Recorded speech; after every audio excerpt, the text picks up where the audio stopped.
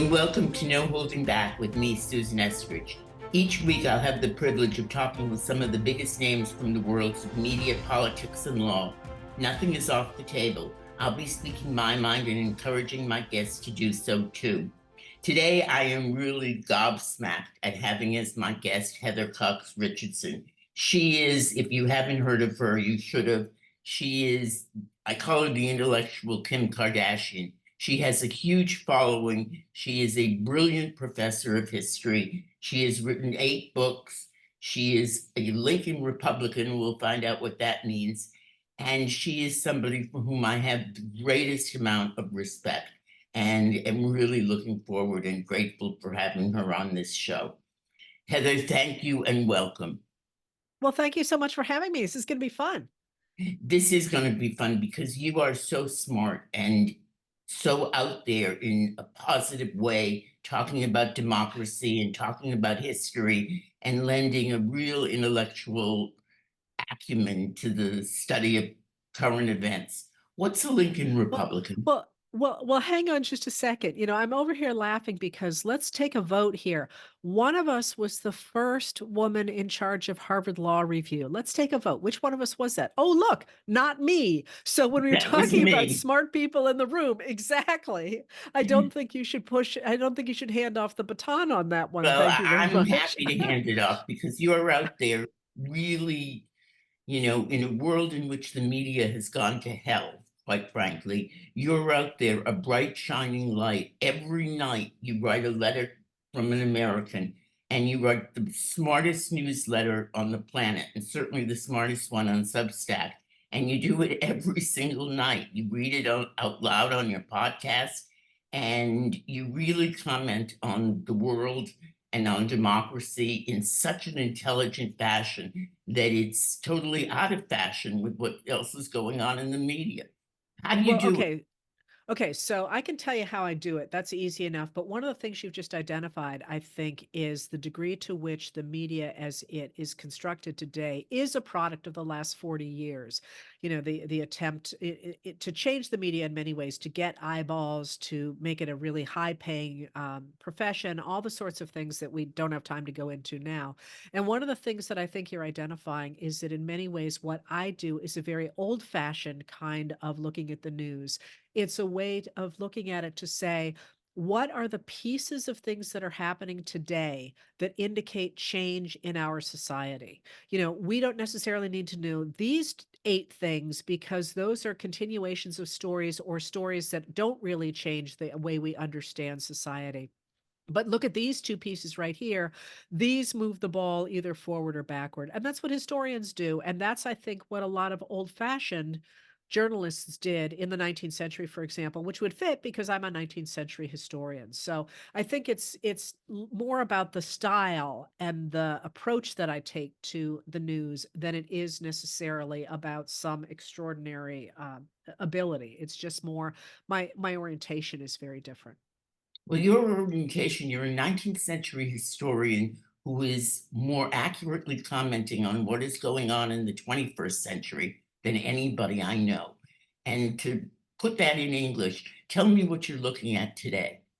Okay, so and this goes back to actually you asked what it means to be a Lincoln Republican, and that was a little bit tongue in cheek, and I'm happy to explain that. But what I'm watching today, which is as we're recording this, it's February 15th, although that being said, it doesn't really matter because this is the large story of the country right now, and that's the collapse of the Republican Party. So one of the things that we saw with the rise of Donald Trump in 2015, 2016 was, in a sense, the takeover of the Republican Party by somebody who deliberately fed the voting base that the former people who ran the Republican Party had used for their votes, but did not intend to turn the party over to them. Those business people who were in charge of the party who really wanted deregulation and tax cuts knew they didn't have the votes for that. So they very carefully partnered beginning in the late 1970s and early 1980s with evangelical and traditional and racist and sexist voters to provide the votes. And we actually have language where they said, we can provide the votes.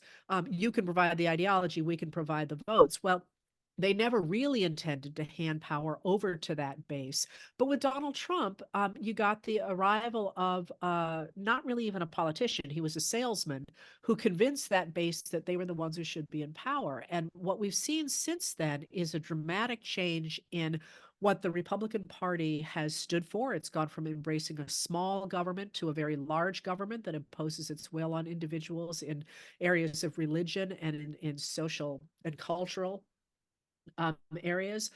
But you've also seen the realization among those former leaders of the Republican Party that they have lost power. And in this moment, um, the fact that the former leaders of the Republican Party, people like Senate Minority Leader Mitch McConnell, have agreed to do things like kill the National Security Supplemental Bill when it had a border provision in it that they had worked on for 4 months. That was a huge red flag. And then when they turned around, and again, those that former, the pre-2016 leaders of the party tried to put through a national supplemental bill. And now again in the House, House Speaker Mike Johnson, who is a Republican from Louisiana, has said, no, we're not even going to take it up. And that old guard recognizes that what is at stake is the entire global order. All of a Right. sudden you can see them trying to grab it back. And what happened last night, not that's a detail people aren't going to remember, but the House has now gone on vacation for 2 weeks. And in addition to these things, of course, the appropriations bills are come up again in the beginning of March. And I have seen virtually no movement on those. There was a little tiny bit around about February 9th, but it's like, really? You're gonna destroy the global order and destroy the United States of America? If that isn't the death of a party, although there is this push, as I say, among the old guard to take it back right now, it's not clear it's going to work. That seems to me to be like, I'm sitting here saying this and I'm thinking, how many thousands of books do you think are going to be written about this week in history?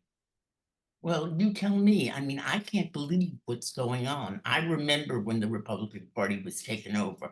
I was in Iowa when I went out on the night of the Iowa caucuses and saw all the church buses on the road in the 80s. And you saw all the church buses headed to the caucuses, and you realized something very strange was going on, that the Republican Party was not the old Republican Party of the Mitt Romneys of the world, the Mitch McConnells of the world.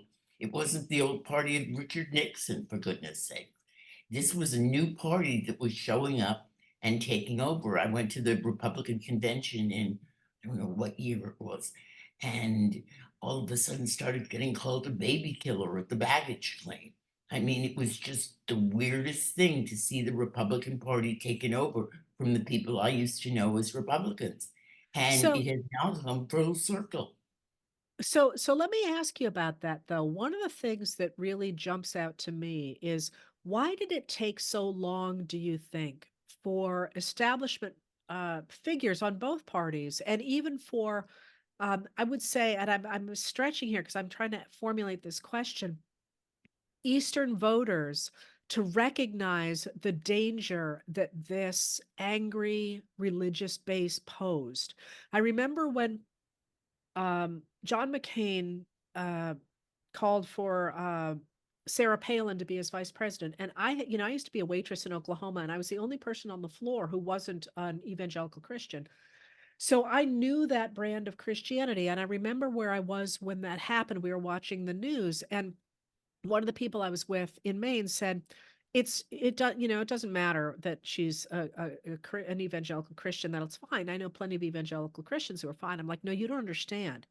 This is not our friend who has a close relationship with God. This is a political movement. And I thought, how did we miss this for so long? Why do you think that's the case?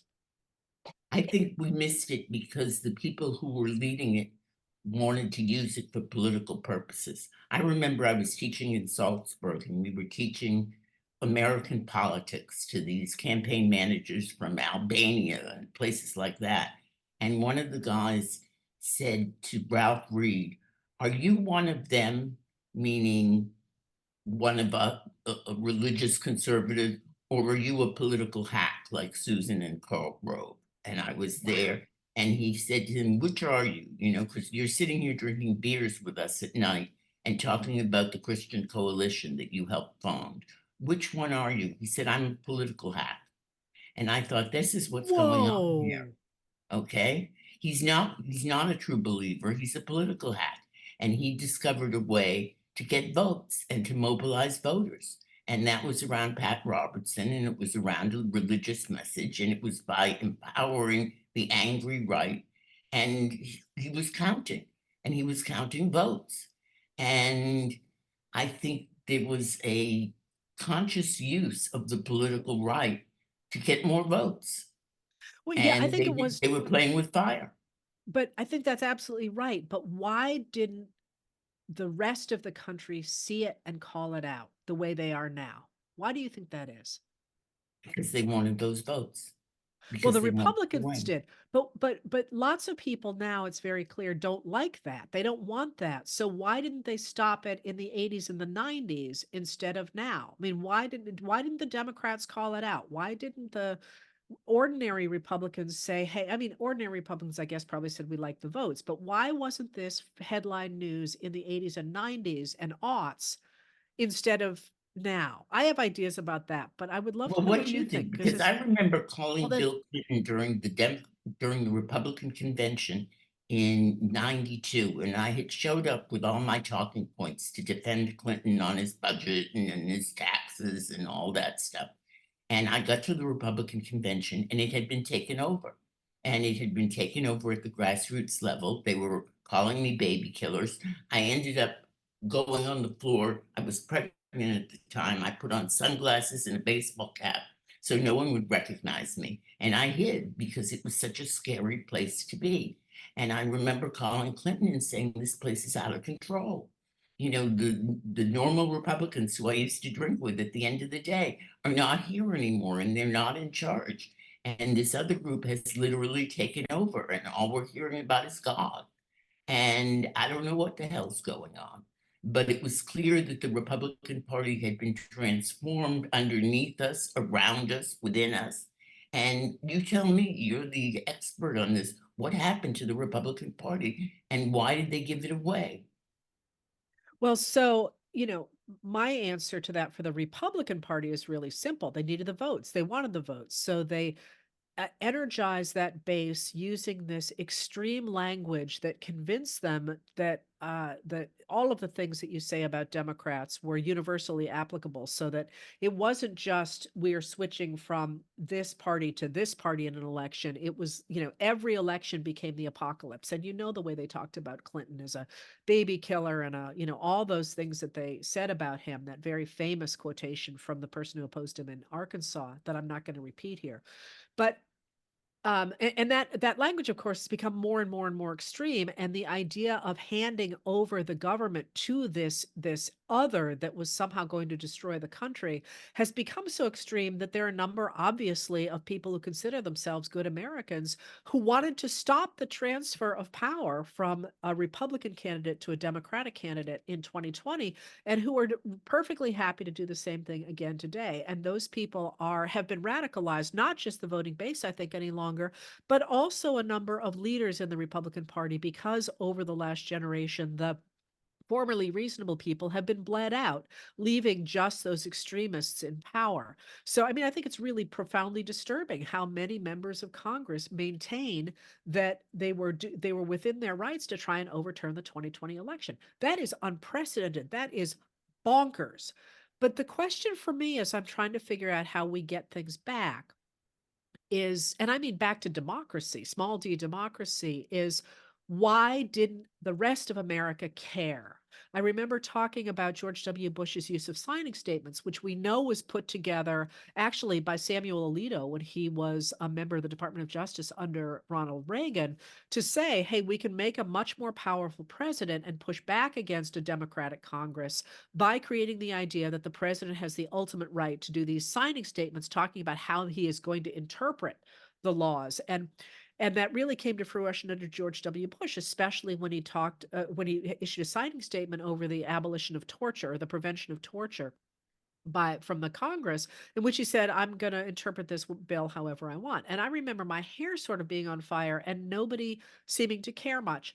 And I am wondering if what we saw then between the 80s and 2000, maybe even 17, is Americans truly did not believe that their guardrails could fail, that they were Yeah. so complacent in the reality of the liberal consensus that was put in place between 1933 and 1981, that they're like, they're not going to touch my Medicare. They're not going to touch Social Security. Right. Really, NATO's always going to be there. Really, we're going to have the Department of Justice. This is all just tinkering around the edges. And because of the enormity of what this movement was becoming, they simply didn't believe it could be real. I think that's where I am right now. What do you think of that? I think you're right, but I don't know what the hell we do about it. I mean, you've got Joe Biden who is having problems. I mean, I've known Joe Biden for almost 40 years. We used to call him Uncle Joe because he was a nice guy and he was, of all the candidates, he was the one who was nicest to the staff and nicest to the people who worked for him. And he was an all-around decent guy. I wouldn't say he was a rocket scientist. I wouldn't say he was a great intellectual, but he was part of the establishment of the Democratic Party. And right now, he is frighteningly unpopular, and it scares the living daylights out of me. You've got Democrats whining, you've got Republicans in retreat, you've got, NATO allies worried that no one is standing up for them. You've got foreign policy going to hell. And I don't know where we come down. I don't know how we get out of it. Well, this is a place where history is useful. I mean, we have never faced a situation in the United States where you have, I think what we really have to call an authoritarian movement at this point that has taken over a major political party. That's a real big deal. And we also have the extraordinary problem of disinformation that's flooding our system. And I think the United States has perhaps, because of the First Amendment, of which I am a huge proponent, a problem combating disinformation, because the government really can't get involved, at least in policing disinformation, although I maintain it could get involved in policing algorithms and privacy, which are different things. But we have these big problems that are unique. That being said, we certainly in the 1850s and the 1890s and the 1920s faced similar movements. And what turned the trick was, cut that, by the way. People misunderstand where that comes from, and that sounds like it's about prostitution. It's not, but cut that. And what turned the American people into defending democracy was the final realization that those norms that they believed would hold weren't holding. And in those moments, they reached out and created new coalitions that insisted on creating a government that responded to the will of the majority. One of the things that jumps out to me today is something I've said for a long time, but there are new statistics that support it yet again. More than 80%, more than 80% of Americans, not Democrats, Americans, support common gun safety legislation, support common sense gun safety legislation. And 80%, I mean, 80% of Americans can't agree on, On where, anything. on anything. That's right. And On the fact that, anything. They can't yeah. agree who's president right now. I mean, I used to be on the radio and I would ask these questions, and I could get people to agree with any kind of nonsense. But you know, I mean, 80% don't agree on anything, and yet we're powerless to turn that agreement into legislation or action. We have shootings every day, and one more horrific than the next, and we do nothing about it. How do you explain that? Well, I would not say we are powerless. Again, I always look back at the fact that throughout United States history, we have continually expanded access to the ballot and access to equal rights. And that has happened from a base in which the only people who could vote were propertied white men. So I do believe in a democracy, the people are powerful. We are the ultimate power. Now, that being said, what really concerns me right now is the degree to which that minority that now runs the Republican Party has sewn up what I call the nodes of democracy. The state parties, for example, the Supreme Court, the different places where minority rule can be exerted over majority rule. Now, that being said, I mean, again, I sound like the Libra I am. I'm also looking at the fact that Donald Trump is a deeply flawed candidate. He spent more than $50 million last year on legal expenses. He's trying to take over the RNs, the Republican National Committee, because pretty clearly he would like to be able to use their money. The state parties in a number of states are collapsing for lack of money. I mean, again, what I think we're seeing is the driving of the Republican Party into the dirt. I mean, they're really done. So I don't know. I guess I feel lucky to be the person keeping the record of all this, but I have never been in turf like that. I can't tell you what this looks like. But how do you get out of it? I mean, what troubles me is you've got, if you look at the polls, you've got a deeply divided country. You've got a base, an incredibly strong base surrounding Donald Trump. He does outrageous things. He says outrageous things. He's a fan of Vladimir Putin. He stands for everything that I was brought up to believe, Democrats had to be worried about. We were supposedly soft on communism. Now we've got a guy who's the front runner for president, who admires Vladimir Putin, who tells our allies to go it alone, and yet he gets away with this. His numbers don't drop, and everybody I hear is complaining about Biden. I mean, Yeah, what is yeah. going on? I'm not worried about the numbers right now because that is, political science 101, as you know, that whenever there's a primary, those numbers poll high simply because Right. there's name recognition. So I'm not worried about those things yet. Um, and I don't think you can say yet that, and here I am playing devil's advocate on this. I don't think you can say yet that um, that Trump hasn't paid a price. I mean, one of the things that I think is interesting about this moment is that he is not trying to expand his base. To win an election, you got to get more voters, right? He's doing the opposite. He and his people are chasing away voters. He is trying pretty clearly, I think, to put together an authoritarian movement that can seize power rather than being elected to power. Now, one of the things, though, that has interested me, as I say, in this last week, is that a number of Republican leaders from the old school, from before 2015, 2016, have been willing to look the other way and have been willing to be like, we don't care so long as we get our tax cuts, which obviously he's promised them going forward, which I always thought was dicey for a number of reasons, for a number of different reasons, thinking in their interests. But his attack on NATO, his explicit attack on NATO the other day, and mind you, he's attacked NATO plenty, but that explicit attack on NATO, people who are not deeply involved in international economics and international politics do not understand the degree to which American prosperity, economic prosperity, as well as everything else, but economic prosperity depends on those webs of alliances that we have maintained since World War II.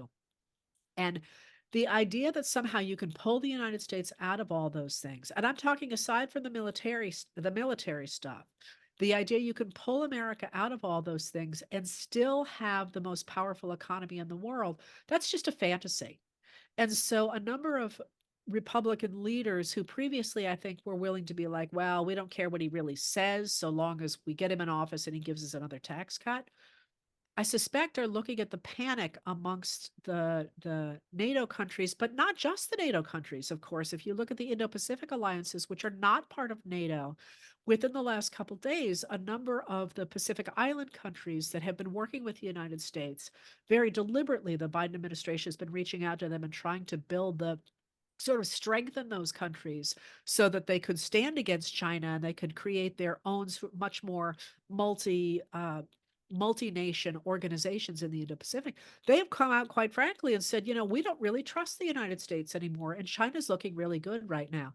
Now, if you are part of that old guard and you look at this, you can't really look the other way any longer, because it's no longer just like, I don't care about those people he's going to go after. Now it's, he is going to rip the bottom out of the international alliances that have made America great.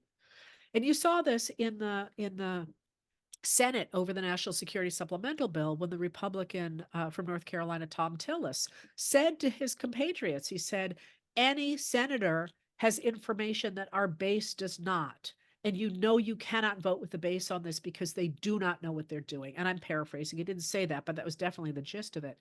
I'm watching this and thinking maybe this is the moment where they don't say anything because I've given up on them saying anything, but where they withdraw enough support that this movement does in fact fly its plane directly into the ground and crash and burn. What does that look like when you say that? What would it look like? What do I watch for? Because I'm feeling pretty pessimistic right now about the Republican leadership and their willingness to stand up and do anything. Okay, so well, you're the operative, so and I'm not. So let me run this by you, and I'm going to be a real jerk here and point to what happened in 1879, which I know everybody who listens to you knows all about.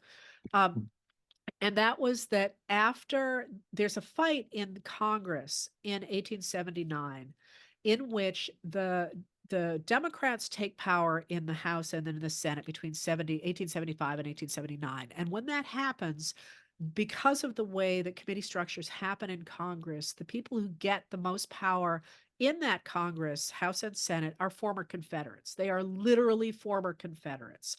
So what they do is they say, hey, now we're in charge of the government. Rather than having taken our country out and trying to fight with arms, which we lost, now we're just going to hollow you out from inside. So they refused to fund the government for the summer of 1879 and fully expected that everybody would get along behind them. And what happened is the rest of the United States, much of which was paying attention to other things at that moment, and it elected them basically because they were sick of the Republicans' economic policies at that point, said no. No, we actually care about a democracy. We think you are trying to destroy the government the same way you did when you fired on Fort Sumter, and we're done with you. So the Democrats expected to win in 1880. They did not. The person that they elected to put in power was James Garfield, who had led the fight against the destruction of the appropriations in the House at the time. That's how we got Garfield as president. And the reason I mention this is because the Garfield presidency ends pretty quickly because he's assassinated, but the Democratic Party changes really quickly because they recognize that following the Confederates to try and destroy the country is really unpopular.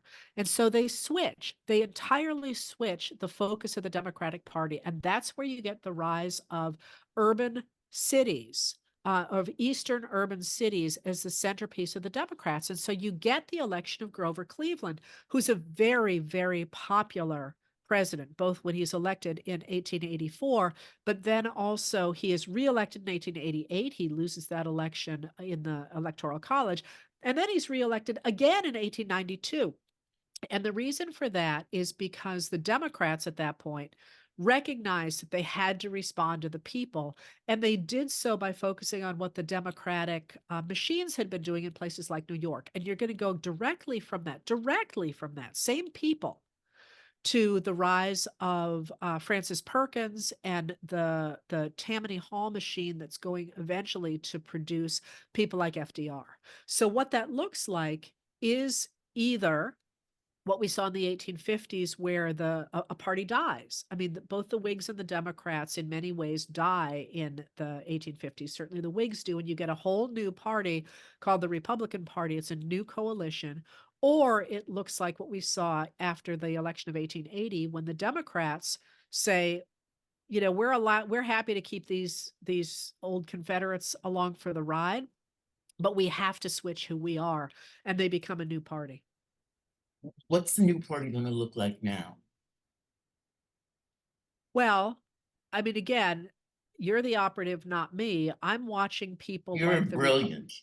I'm going No, to give you that, and I don't say that lightly. You are a no, brilliant student of history and a brilliant student of politics, I and you read. I know like as to much as read. I do about how this stuff operates. Well, if it were you though, so you are, if you are, this is how I game it out. So if you are a 30, I'm going to make you 37, a I would 37 love to year be old. 37 again.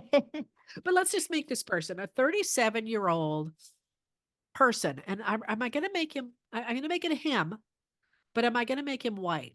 I don't know. We can decide that. 37, and you live in New York, or no, let's go with New York. So you're one of those New York Republicans who would like to have a career in politics. What's your next move? My next move has got to be to save democracy. I don't know what other Yes. move I can take. Yes. Okay. Democracy is at risk right now, and it's at risk, and you've got an angry base whose votes you need, and you eventually going to have to get more votes or you're not going to win. That's right. Exactly. So if that's you and you are, but you're young still, remember? So you're also going to have to come around to, if you want to get reelected, you're going to have to come around to basic gun safety legislation. You're going to have to come around to codifying Roe v. Wade, because we know that 69% of Americans want that. You're probably going to have to come around to at least going after the tax cheats with the IRS, because we know that's very popular, but probably you're going to have to go with getting rid of the Trump tax cuts. If you look at the pieces of that, I think you and I can both write those speeches.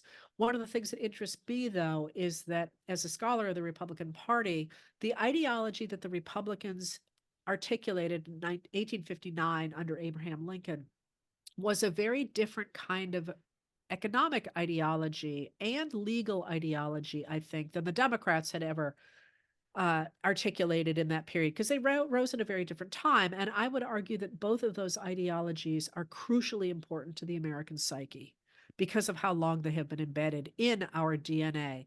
And the Republicans in 1859, argued that, under Lincoln, argued that the role of the federal government was to support people just starting out. They should provide them education, they should provide them access to Right. resources, and they should provide them equality before the law, because they would produce more than they could consume. They would keep the next level of economic players in business, and they would keep finally a very small number of financiers and industrialists in business, who would in turn hire people at the bottom. And again, periodically throughout their history, the Republicans have forgotten that first part and just focused on the people at the very top. But reintegrating that language and that belief into a political party seems to me to be such a no-brainer in this moment, when the Republicans have already done it 3 times in their swings through their history. That I said to someone the other day who's talking about what happened to the Republican Party, I said, run for office, I can write your speeches. So I think that's what I would look for, is both an attempt of the Republicans to grab those issues and a reclaiming of traditional ideology. And that, I think, would attract voters. I do too, but how do you get from where we are right now to there with Donald Trump taking up so much of the picture and all the oxygen in the room? So, as you know, we are in a major demographic shift in American history, in a demographic shift in two important ways.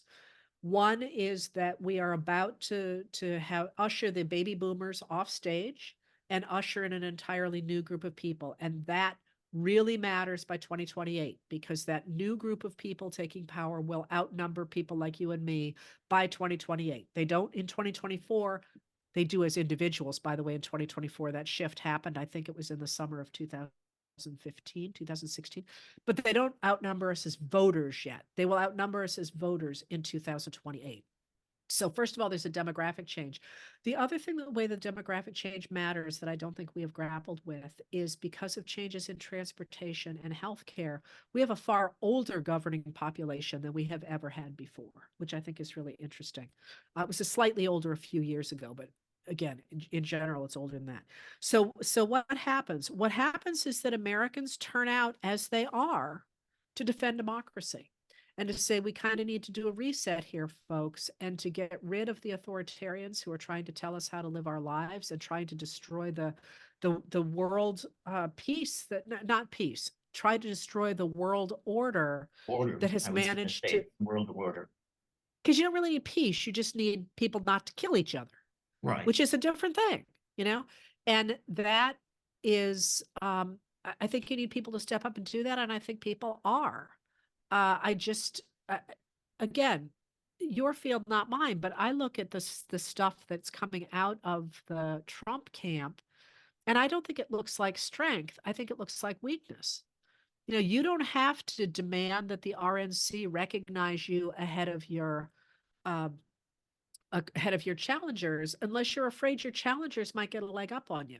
You don't try and take over the RNC for an individual unless you're so desperate for something that you feel you have to do that. I mean, you don't get out in front of the cameras and shovel crap all the time unless you think you need to do that. And there are many ways in which I think Trump is a lot weaker than other people do.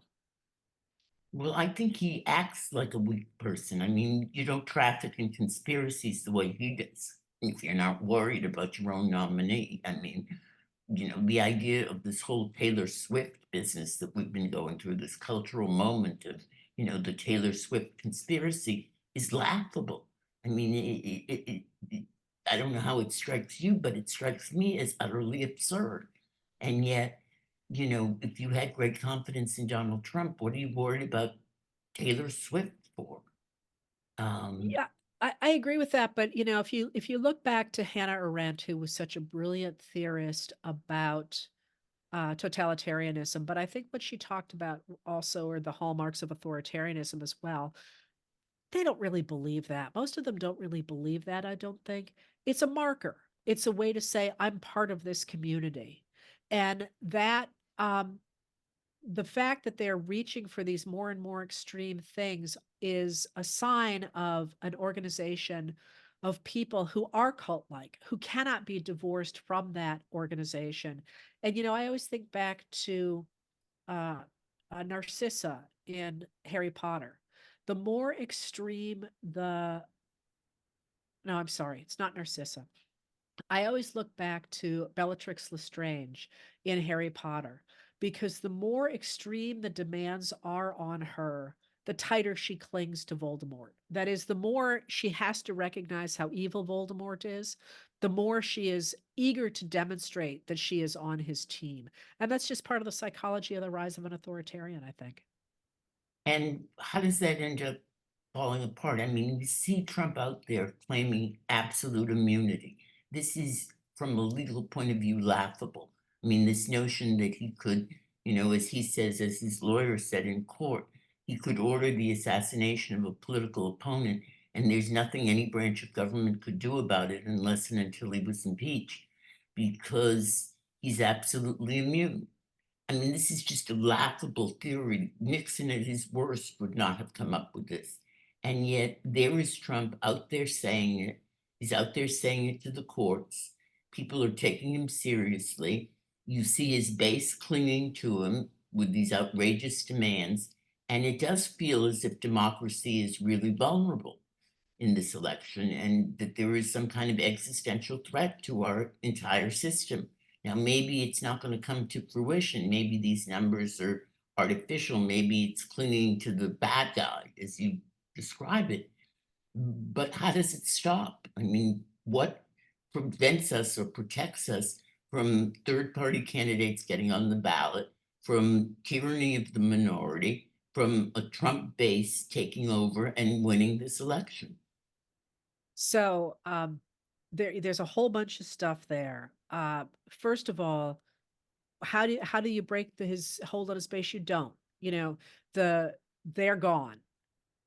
The best that you can hope for is they will become apathetic again, or some will turn against him, but most will cling to him. But it's also important to remember that any political scientist will tell you that the most a right-wing reactionary figure can ever attract and as a base of support is 33%. That's the most. Usually it's about 27, 22 to 27. That's the most.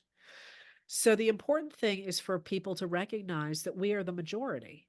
And the way you stop the takeover of a small group of the entire system is by intimidating people into believing that that small group is the majority. And you see this. You see the attempt of Trump and his minions to intimidate people into doing things like putting Jim Jordan in as Speaker of the House. Remember, Right. we had that thing, or any of the number, intimidating justices, swatting people's homes, trying to intimidate people into believing they are more powerful than they are. And that, I think, answers that question. How do you stop it? Americans need to step up and say this is not what we want. And you can see ways in which that pushback is taking hold, but it's going to be a rocky ride between now and 2024. But that being said, the election of 2024, that being said, I have a question for you that I cannot wrap my head around. What you just said about Trump claiming immunity for anything that could be even remotely defined as being part of his uh, role as commander in chief or as president, including assassinating a political rival. Um, why don't they think that applies to Biden? I mean, he's the one in power right now. This is the part I can't get. Like, I could see making that argument if your guy was in the Oval Office, but Biden's in the Oval Office. So if you could get that concept rubber stamped by the Supreme Court, why can't Biden do it? What's going on with that? Well, because Biden isn't going to do it, because Biden is somebody like you and me who would never even think to do that and never even claim that for himself. And you've got Trump out there saying, if Biden doesn't go along with this, or if the court doesn't go along with this, I'm going to indict Biden. The sheer illogic of it floors me. That they would give away this much power to Biden because they know Biden wouldn't use it.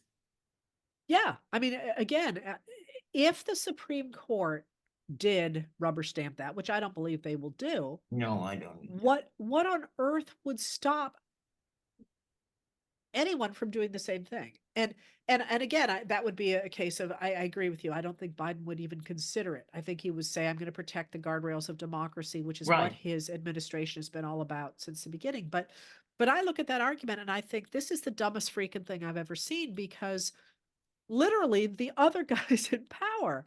So if you say you can go out and assassinate your rival, didn't you just give away the store? You gave away the store to somebody who doesn't want the store. You know, one side is playing for keeps and the other side is playing gentleman's war. And, you know, Biden isn't going to walk away from our allies. I mean, Biden is the best friend the Republicans have right now because he won't do any of the things Trump is saying. So he's protecting the guardrails of democracy, as you say, and he's getting no credit for it. And he's, you know, and they're hiding behind Trump. And the question I guess I have is, who do you see on the current scene who you give credit for courage to, and who's going to stand up to Trump, and who's going to take away this power that he's wielding with such abandon and is not being called on by Republicans? I mean, So go ahead. who's out there? So again, I mean, I think the obvious people are out there. Adam Kinzinger and Liz Cheney, former representatives, both are out there and are calling the Republican Party on the carpet for what they have done, what they have empowered with him. And certainly all the Never Trump Republicans and people like the people who publish the Bulwark, who are many of them Republicans who are Never Trump Republicans. There are voices out there on the Republican side. But my answer is the same one it's always been. This stops with the American people. One of the people that I have found very influential in my own work is a longshoreman from San Francisco who wrote a book in 1951 called True Believers or The True Believer. And your sound guy should check that. In which he was writing about World War II and the plethora of books that had come out about why we got the rise of Mussolini and Hitler. And he said, I don't care. Who cares about the rise of Mussolini and Hitler, which is an eye opener, right?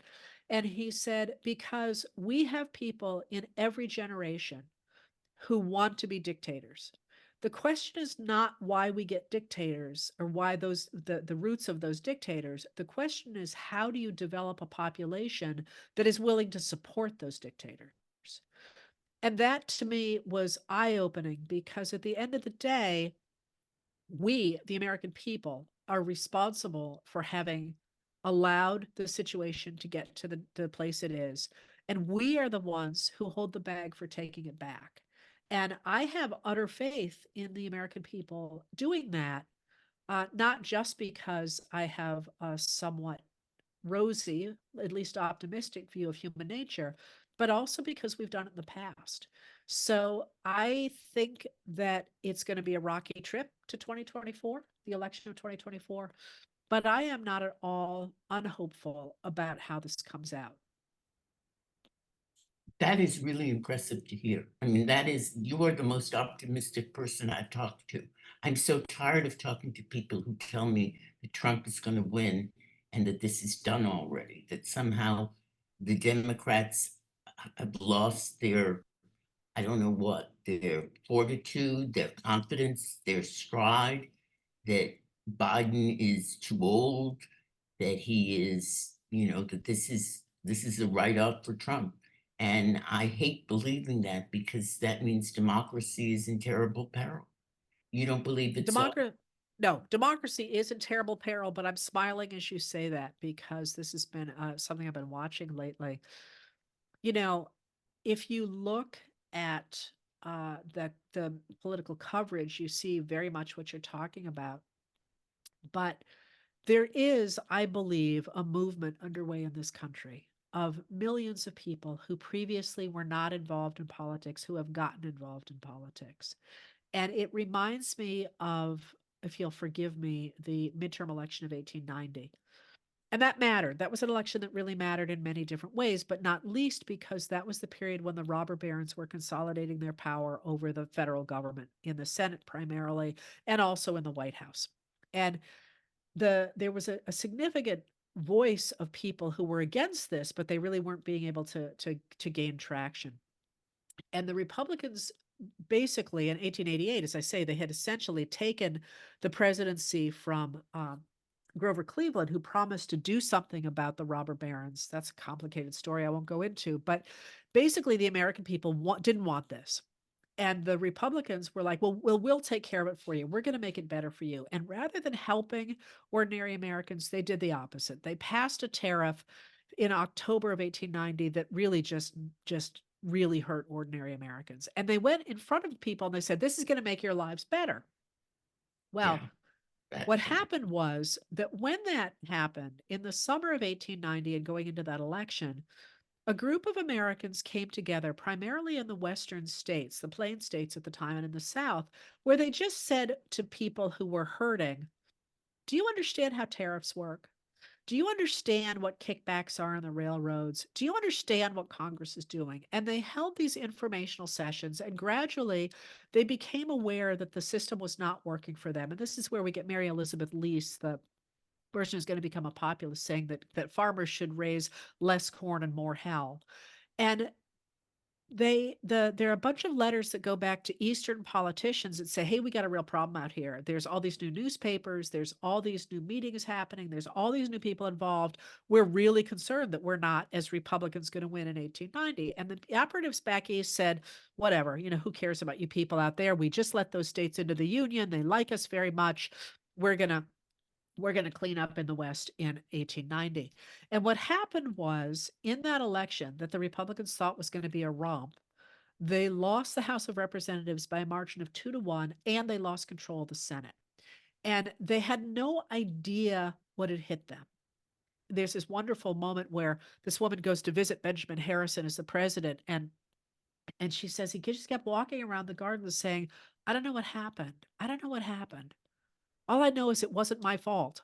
But but what that meant was that both parties then recognized that they had to take the concerns of the American people seriously. And from that, first of all, you're going to get the populist movement within the 1890s, and then you're going to have both parties taking up those causes. And by we're going to get the rise of the progressive era in the early aughts. And by 1912, there are going to be 4 people running for Congress. I mean, sorry, there are going to be 4 people running for the White House, and all 4 of them are progressives. So we've done it before. And I don't worry as much as other people do because I look around and I see a grassroots movement that looks to me very much like the Alliance movement in the summer of 1890, with a lot of people saying we're mad as hell and we're not going to take it any longer. or to raise less corn and more hell. That is the most hopeful note, and I've taken more of your time than I told you I was going to, but I find it so fascinating and something of a relief, I have to say, to talk to someone with your perspective on things and to believe in your optimism. So I just want to thank you. How do we bring back the Lincoln Republicans? The question I started with and let go. And then I'll let you go. How's that? Well, What is a I Lincoln think I've Republican and talked how do I about. get you back in power?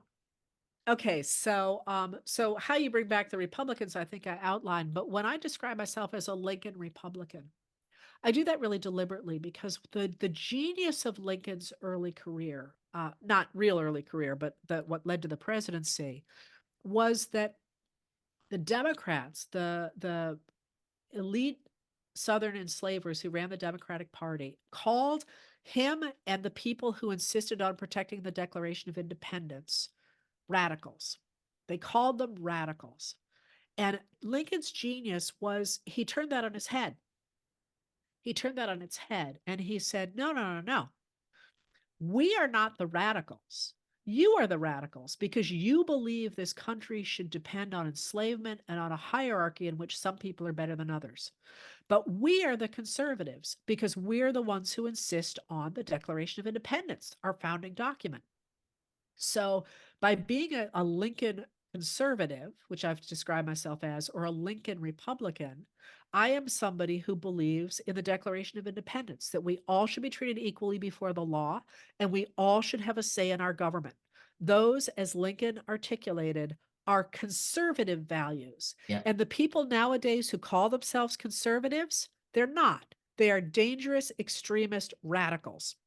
So when I talk about being a Lincoln conservative or a Lincoln Republican, I'm talking about protecting the ideals of the Declaration of Independence, which right now are utterly rejected by the Republican Party and have been embraced by the Democrats. I'm all for it.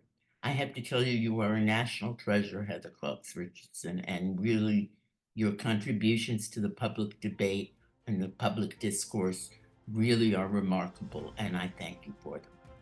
Well, And thank you thank you very for being much. on this show. You've been Thanks for listening. having me. Oh, what a pleasure. You've been listening to No Holding Back with me, Susan Estrich. Thank you to Heather Cox Richardson for a great conversation. Tweet us at No Holding Back FM, and if you enjoyed this episode, please share the link on social media. You can sign up to receive an email when a new episode drops at our website, noholdingback.fm. Thank you very much for listening. Read Letters from an American every night if you want the best insight you're going to get into modern politics. And thank you again to Heather Cox Richardson for all that you do.